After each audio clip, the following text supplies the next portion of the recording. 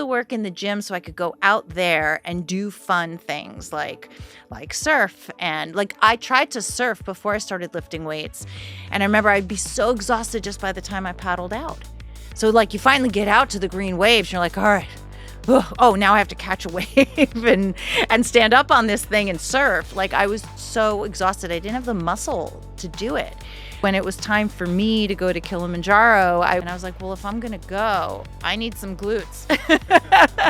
I need some muscle back there to get me up that mountain. And then that's how I found Stark. I'm Todd Vande, CEO of Stark, and I've gone from vegan to paleo to keto to carnivore, from cryosaunas to ice baths, to training like an athlete, to being injured like an athlete, to enhancing my mobility and enhancing my sex hormones with thousands of labs and various forms of scans. I'm surrounded by high-level medical doctors, naturopathic doctors, chiropractors, nutritionists, and strength coaches, all leading me in concert to a state of optimal health. And I'm here to share that with you, regardless of your age, your genes, or your medical conditions, that you can too. Today's guest is Cara Kleinhout. She's a creative force in Los Angeles, a business leader, and someone who doesn't back down from a challenge, whether that means running a company, navigating hormonal roller coasters of menopause, or trekking up Mount Kilimanjaro. Cara is also a committed Stark student and an example, in my opinion, of how to build and sustain a healthy lifestyle, even while traveling the globe. She is truly squeezing everything she possibly can out of life, and I think an inspiration for any woman that's either perimenopausal, menopausal, or postmenopausal. She is exceptional. I'm sure you're going to want to, if you're watching this on YouTube, you're going to want to look and be like Cara. Thanks for being with me.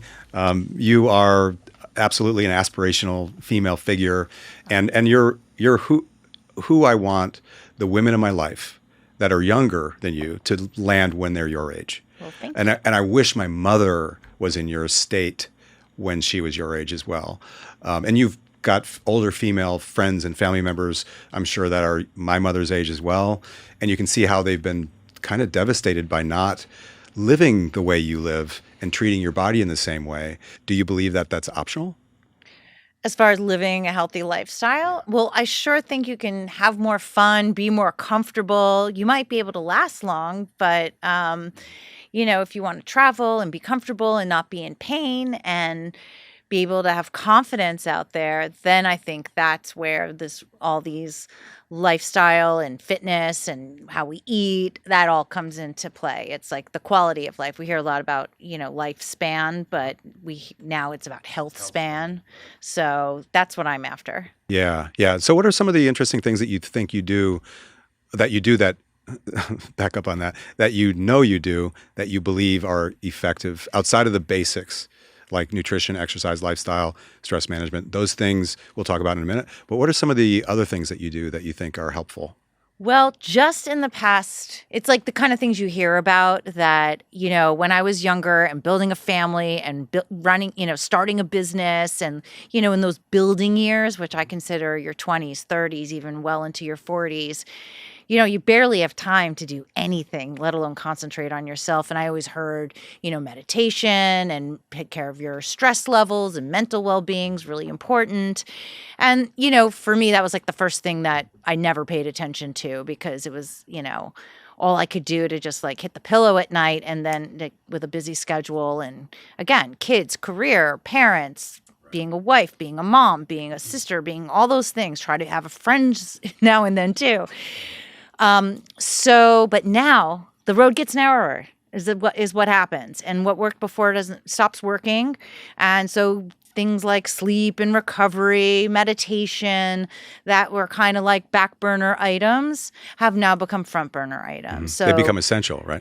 It becomes one of those non-negotiables. So yes, with the nutrition and the fitness and the strength training and the sleep, like all that. But now I have to get grounded in the morning because when I hit perimenopause just a couple years ago, like the stress level just went up, and I'm pretty like high energy to begin with. So having me a little more jacked up wasn't great. And I noticed it and the disrupted sleep. And so that was something I put into play. And I always like aspired to meditate, but never could do it. I'm bad at sitting still. But then I was told you can walk and meditate, which is really good. That's a great tip. Yeah, it's a great one. We can get our steps and meditate at the same time. Yeah.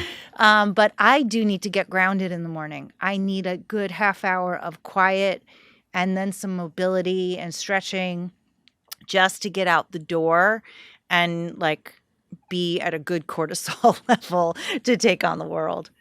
What was your understanding as you started to experience perimenopause? What was your understanding of what was happening? Was it clear as soon as the symptoms started to hit? Or you're like, what the heck is wrong with me? Or how did it?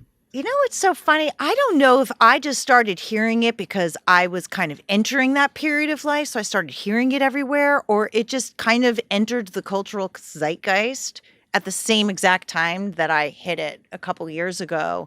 But I felt like all of a sudden it was everywhere, from Naomi Watts to, Dr. Mary Claire Haver to all these. I like Dr. Stacy Sims. These people she's amazing too. She's amazing. And these people that I follow, everyone's talking about menopause, perimenopause. It wasn't like, oh, the change, it was this hushed, whispered thing that, my mother used to call it the change of life.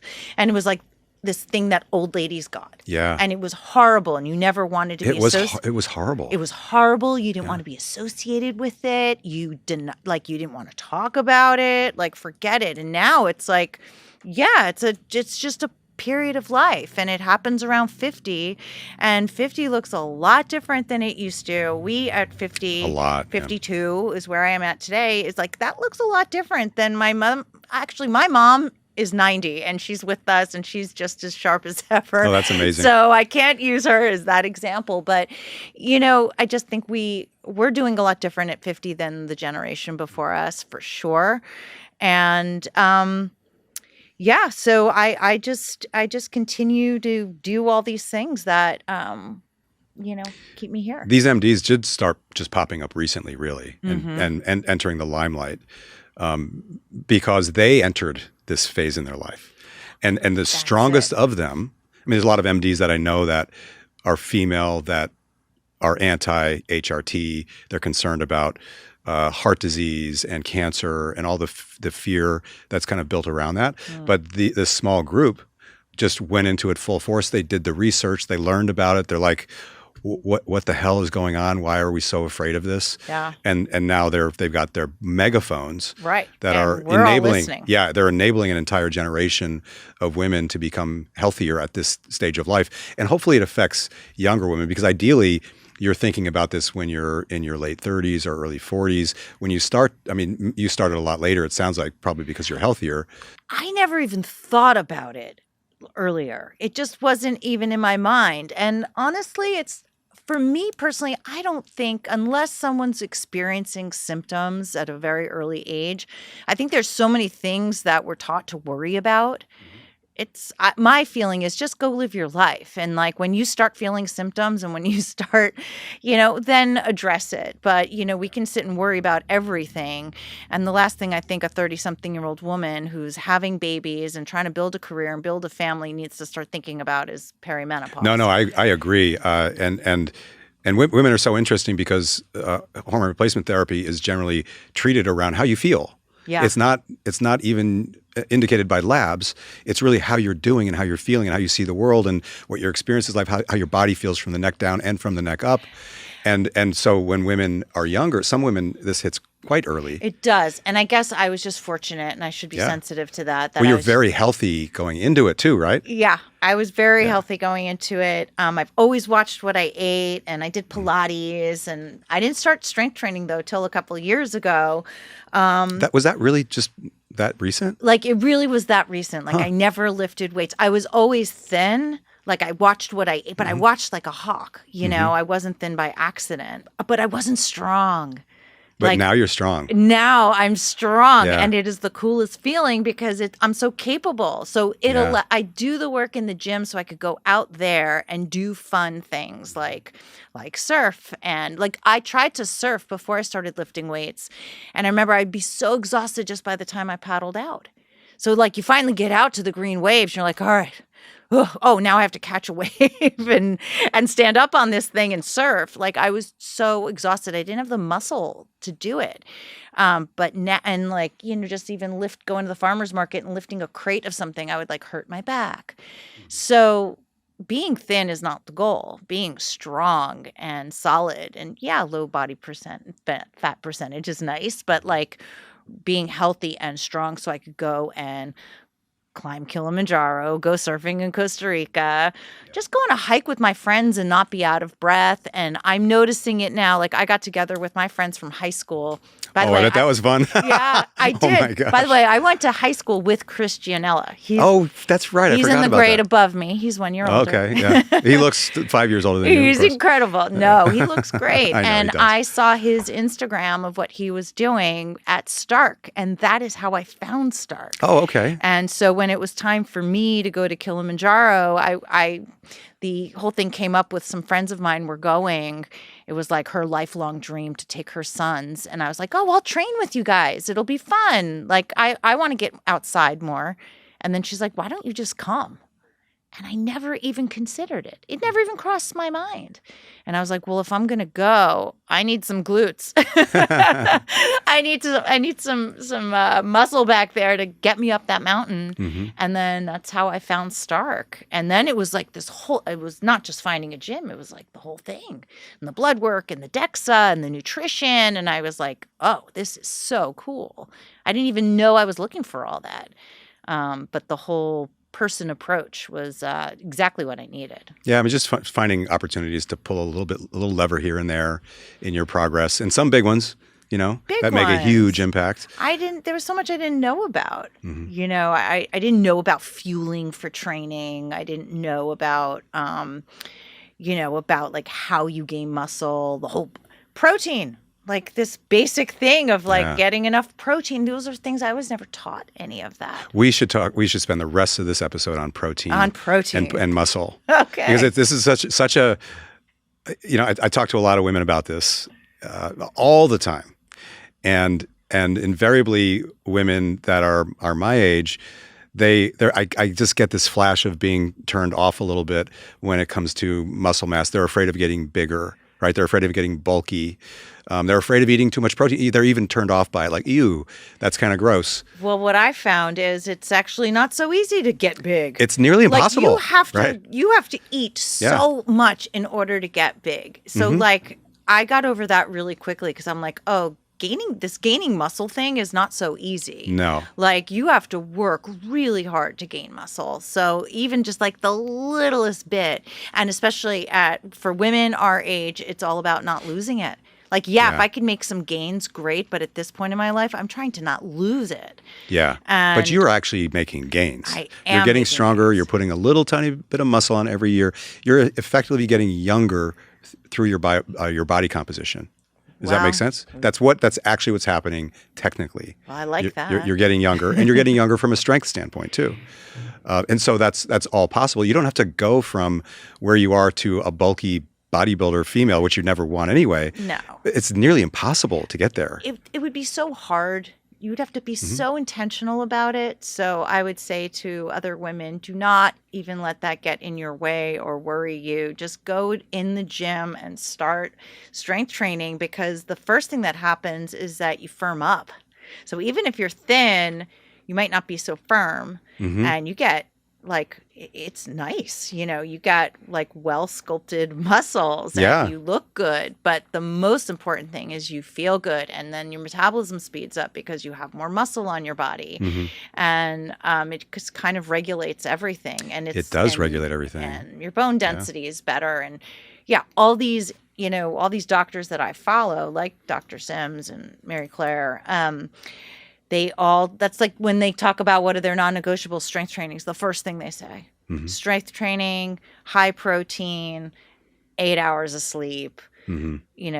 Those are the non-negotiables. Right. I mean, if you're in a group of them, by the way, you're the standout. You know that, right? Like you see them just from, the visual standpoint for body composition. Like you can't see someone's cardiovascular health necessarily. You can't see someone's strength. You can see the shape of their body and their body composition, and they want more of what you have.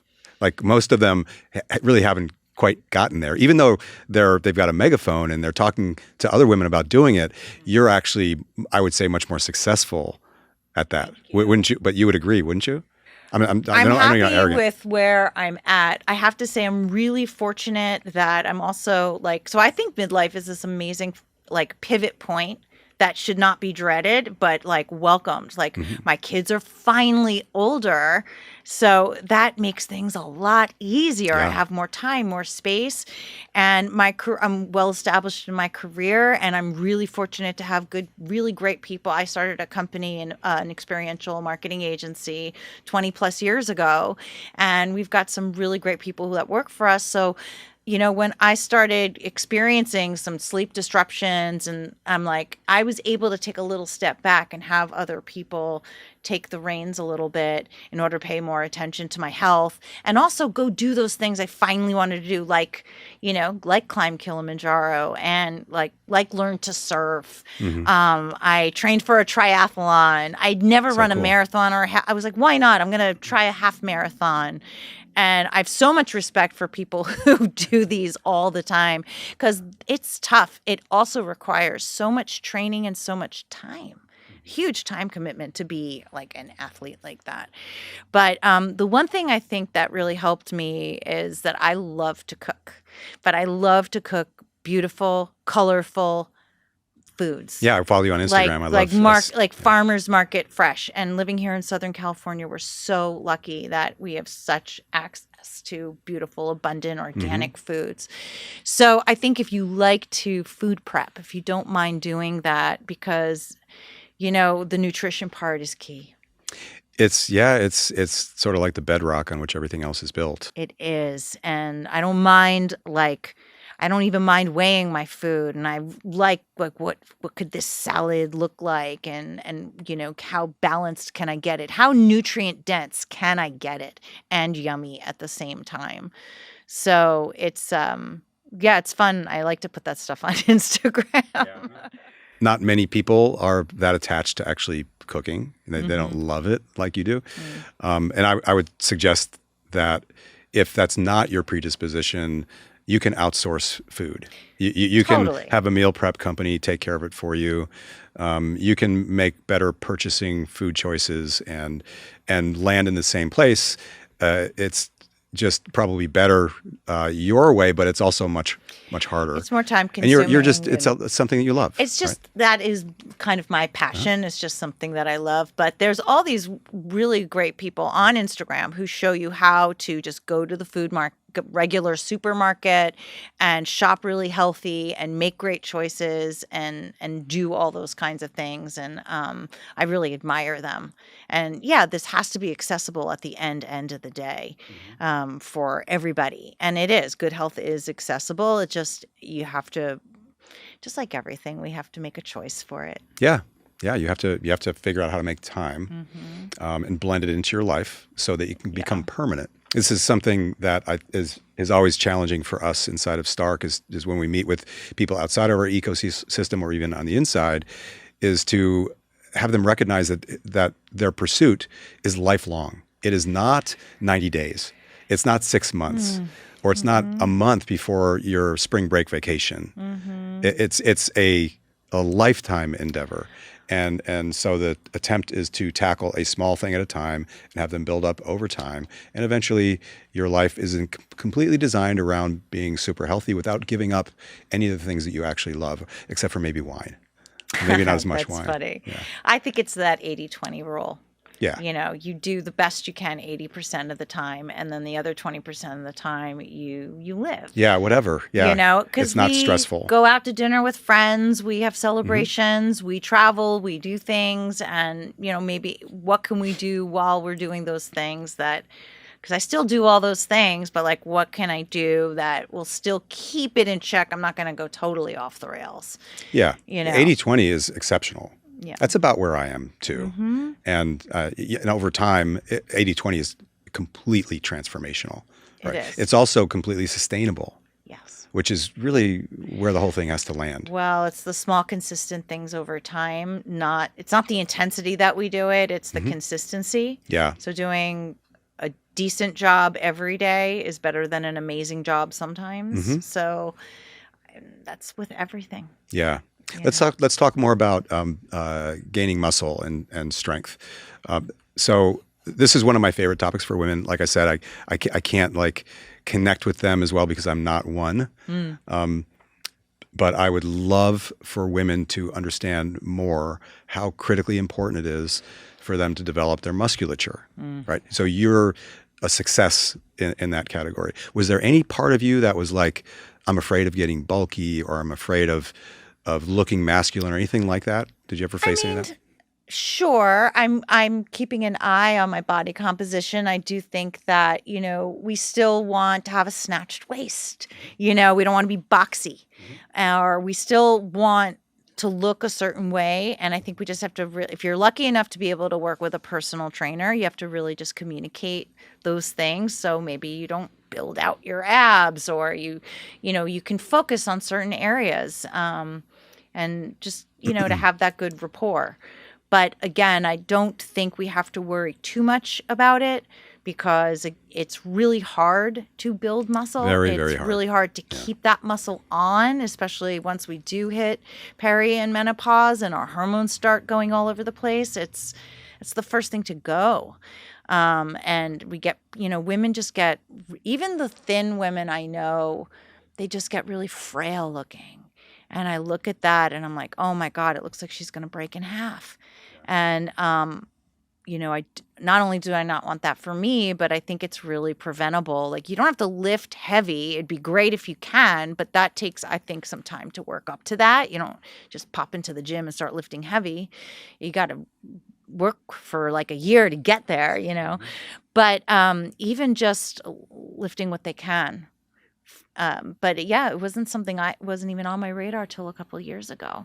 The actual act of lifting weights was not. Yeah. Because I think we are socialized for cardio, for Pilates, and all those are awesome things. Yeah.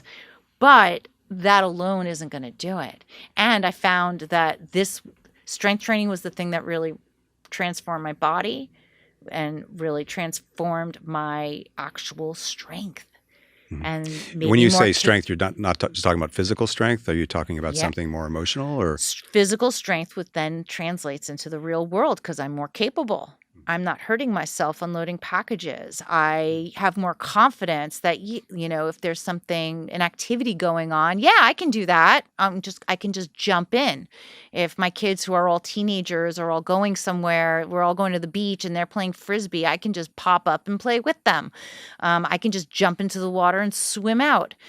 I have this new confidence in my own capabilities physically that I can handle it. Or we're going on this 10-mile hike. Okay, no problem. Let's go. And it's a really great feeling like, this was challenging, but I wasn't dying. I did this class with my 16-year-old daughter that is just, it was like one of those insane classes where they also turn up the heat with like infrared lights. So like you extra. like a yoga class or something? Yeah, it wasn't a heat yoga, but it was like heat aerobics almost.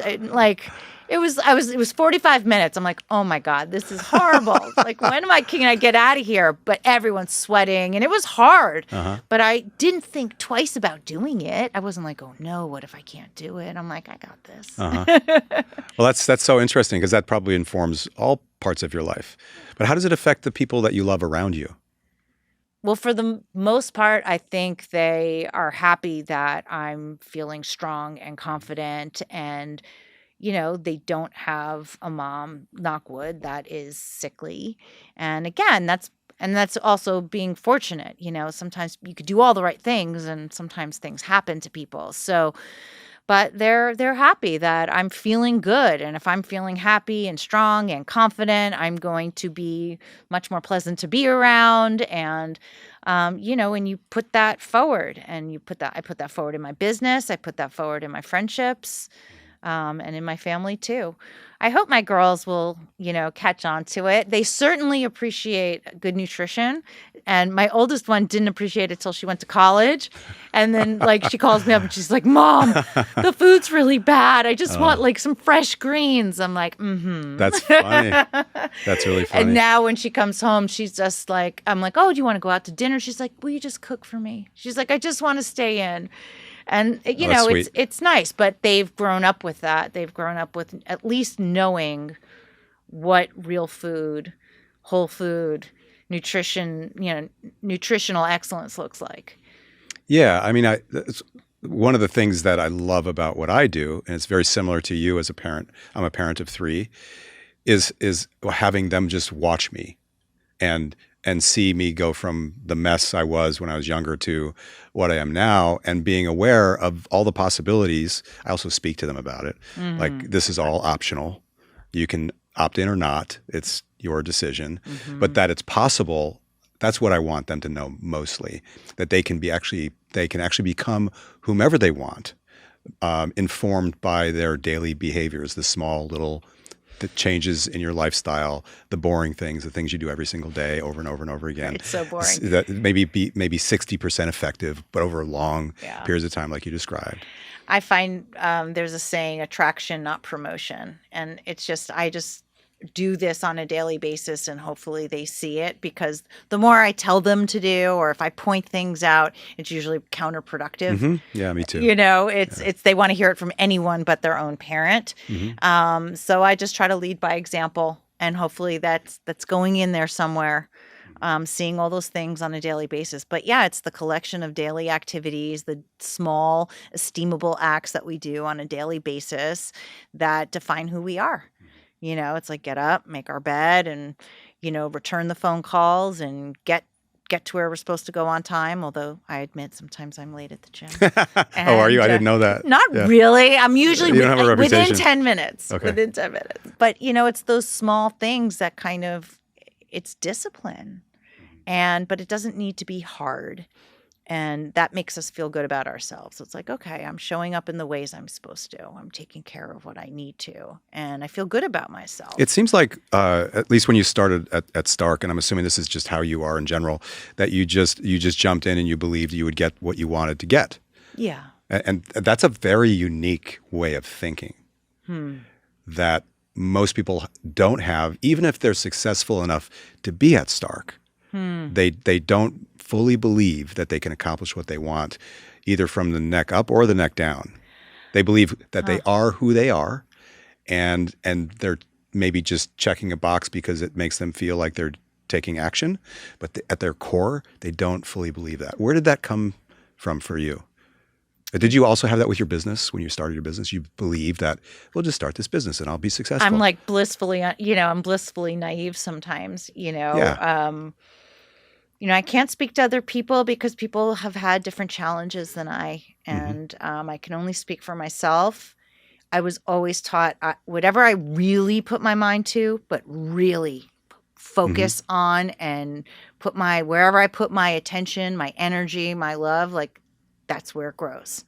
Where we put the sunshine and fertilizer, that's where it grows. And then if I really want something, I can attain it. And I was always taught that. And I found that, yes, where I put my time and attention, I usually can get some pretty decent results. Now, I think it's also because what does success look like? Does it have to be all or everything? No. If I can get 80% there, then even like when we climbed Kilimanjaro, my goal was just to have an amazing experience on the mountain with my friends and go as far as this body was going to allow me to go. And if I got to a point where I couldn't physically go any further, then I was just that was going to be it. I didn't know if I would get to the top. And I think that defining success has to be, it's not always like you do this to the 100% or you're a failure. Like 80% is really good. It's really good. And I think that's part of what makes you so unique, that's where you want to be, because you probably have lots of friends and family members that are spinning around your life in their own lives. They believe that it's all or nothing, right? Well, it's progress, not perfection, for sure. I've have some very smart friends who have given me that term. And we take the right action, we try our best, and we see the results are going to be we can only control so much, but you can control your behavior though. I can show up. Yeah, you can show up, you can put the work in. That's what we have to do. We have to show up, we have to put the work in, and then see what happens. And it might look a little different for everybody. But that way of thinking enables you to weather a large feedback loop. Like the work you put in 2 years ago when you first started strength training, the next day you didn't become strong. No. It's a long feedback loop. And so focusing on the behavior and becoming engrossed in the behavior, and perhaps it's just showing up some days, perhaps it's training really hard. And nutrition, same way. Perhaps you have a glass of wine, and the next day perhaps you have the perfect meal.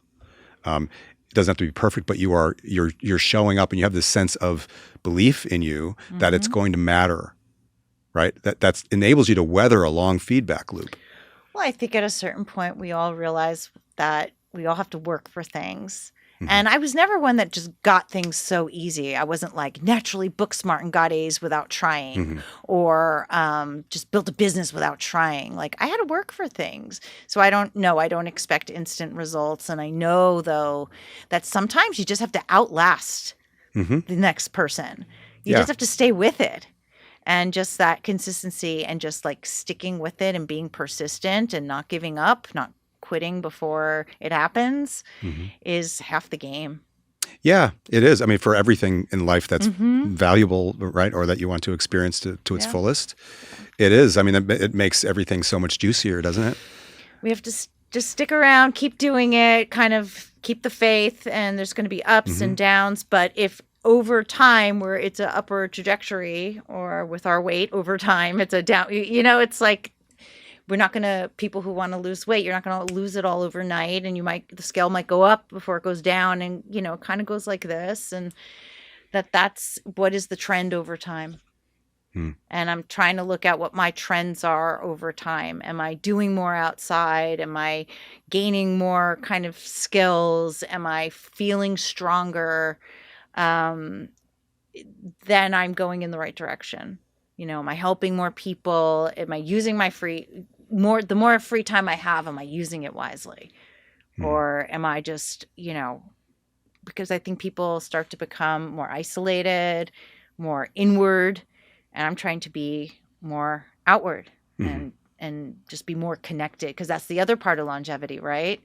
Yeah. Is your community and being connected and having meaning. Yeah, having a meaningful position inside of the community, right? Inside the community, meaning that you show up and you help. My parents, my dad is 94 and my mom's 90. They live here in LA and they volunteer at a senior center. And I asked them, I'm like, why don't you just join the other senior center that's down the road? It's a little nicer than the one that you volunteer in. And they're like, well, they don't need us there. We're needed here. Oh. And this is where we can make a difference. And I'm like, got it. And that makes you feel good. And that's why you guys are alive at the age you're at. Yeah, that adds to their purpose. They have all sorts of other purposes, like you and their grandchildren, right? Exactly. But they have purpose. It's so important. The human connection component of health is, I think it's pretty well understood. It's maybe not pursued with a lot of intention. Well, if I have like the perfect health and I'm measuring everything and like I have everything to a T, but I'm alone, I'm going to be really sad. And it's all really kind of for nothing. The whole point of climbing the mountain and surfing the waves is I'm doing it with these people that I really love. And it's really fun because you're with everyone doing it. Not that, those sometimes solo pursuits are really important and there's something that someone's accomplishing. But for me personally, I do it to be part of the community. And he's an older guy, and I was asking about longevity, and he said one of the critical components that you have to live a long life is be an extrovert. And I'm like, really? Are you an extrovert? Because he didn't give me extrovert vibes, And he's like, no, I'm an introvert. I'm like, well, so what do you do? And he goes, I be an extrovert. You kind of just go and you're with people, and it may be more exhausting as an introvert, but that human connection, that enhanced purpose, the development, I think you can develop greater social awareness, and you can develop the ability to connect with people on a more deep basis, which is, I'm an introvert myself. And so, Really? yeah, I actually am. I know I don't come across as an introvert, but it's because it's developed. And I think you make a really good point there. It's like, even if it's not your natural instinct, you take the opposite action and you make the effort because you know it'll be worth it, and you feel really good afterwards, because it's like, oh, do I really want to call that person? Do I really need to show up? And the first reaction might be like, oh, I don't want to. But then you make that choice. Right. To go see that person. You make the choice anyway. You make the choice anyway, even if it's a little uncomfortable, and that's why your life is successful. It gives you more reason to live longer when you're connected with people. But for all the introverts out there, if you want to leverage your introversion in an extroverted world, this is just my opinion, use what introverts are so good at, which is actually connecting one-on-one with people, like listening to what they have to say. Understanding how they are, being curious, deeply curious about people. Well, introverts make the best friends. I mean, I'm a little bit partial, but maybe. But if you're at an event with 50 people or something, it doesn't mean you have to be with 50 people, which is the introvert's nightmare. Right. Being with one person among the 50 people and connecting deeply with that one person gives you all the benefits of being social from a longevity perspective, and gives you what you need as an introvert. Like, it's not tiring, I don't think, for most introverts to be one-on-one with people. Like, this is not an exhausting event for me to have this meeting with you one-on-one, because I'm actually, I don't know, it just seems like a real relationship, like a real conversation. I'm actually getting to know you on a deeper level, which as an introvert is an important thing. Superfluous or superficial relationships make me feel stressed as an introvert. And I think extroverts are able to weather that and embrace it a lot more easily. Probably. But anyway, you can't be the introvert if you want to live a long life. You have to That's be very connected with people. I did not know that. Yeah. And when you understand the human biology more, and I'm sure you have a sense of this, the biochemical reaction in connecting deeply with somebody, like you and I having this intimate conversation about your health and how it affects your family and your friends and all the people that you care about and yourself. There's this cascade of trillions of cellular transactions happening in my body, in your body. Maybe a little bit of oxytocin, maybe a little bit of adrenaline. This is a relationship that spins off into better biochemistry, basically. And that's why you can't be an introvert and be isolated and be happy. You can't even be happy, truly, I think. If you're introverted and you're not getting what you need by connection with people, you're going to hunger for that even though you avoid it. Right. Yeah. I would say also another great thing is, do an activity, because then you've got something to do with someone. Yeah. And it's like, it kind of takes the pressure off a little bit. I have a hiking partner, and, we go on all these hikes every single Sunday, and we've really gotten to know each other because we're, but like, it's all about the hiking, but you end up talking the entire time and you really get to know someone. And then she had blown out her knee years ago, but she just got her knee replaced.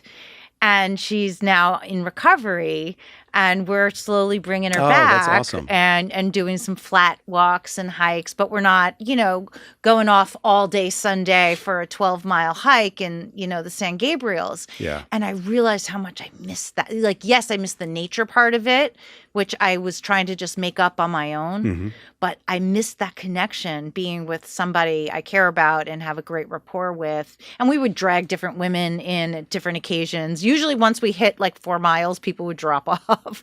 There's like a Slack channel, not a Slack channel, a group text. Everyone says, oh, I want to go hiking with you guys. But then as soon as the hike's over 4 miles, it's just back to me and her. Oh, that's funny. No one's showing up.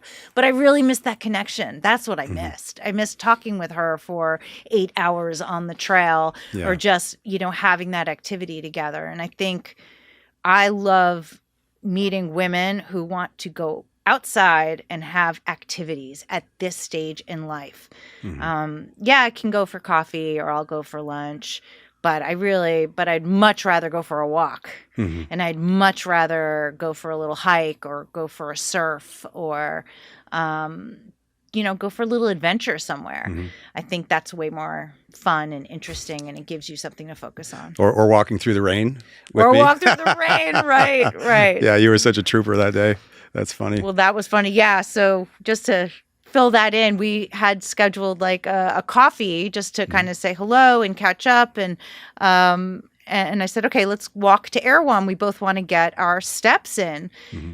And it was pouring rain, and we're like, I'm still up for it. Yeah, So no one wanted to like wimp out. I know. And so there we go. That's funny. And we were like completely like slogged by the time we got there. Well, is there anything else you'd like to share with our audience about being a woman, your age, your experiences, maybe things that you faced that were difficult, maybe held you back a little bit? Anything related to that?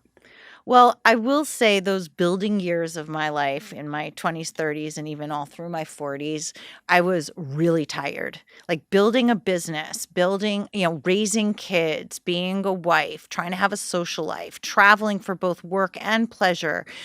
Those are exhausting years for women. And, we don't get it. We're giving.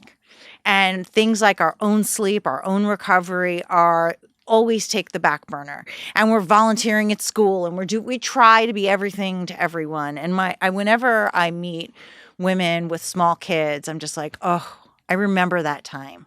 It's really hard. And so, yes, I mean, the sooner that you can start taking care of your health, the better you'll feel.